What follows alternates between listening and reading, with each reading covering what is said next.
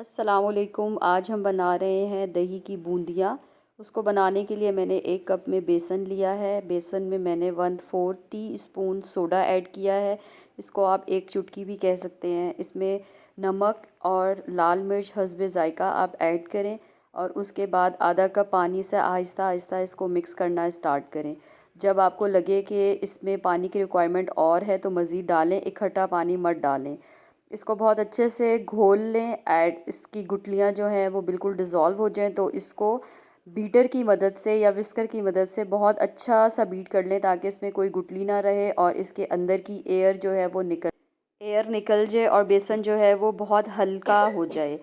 अब एक कढ़ाई में आप ऑयल गर्म होने के लिए रखें और बूंदी बनाने के लिए एक स्पेशल स्पून होता है, चम्मच सा होता है, वो मैं आपको दिखाती हूँ। ये जालीदार सुराख वाला होता है।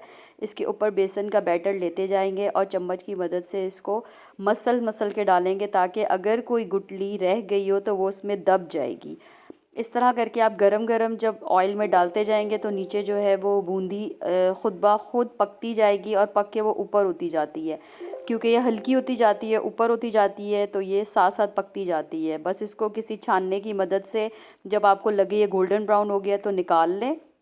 किसी भी पैन में, किसी बर्तन में इसको निकाल के रख लें। अगर आपने उसी वक्त दही की बूंदियाँ बनानी है तो इसको आप इस टाइम निकालते हुए डायरेक्ट पानी में डाल लें।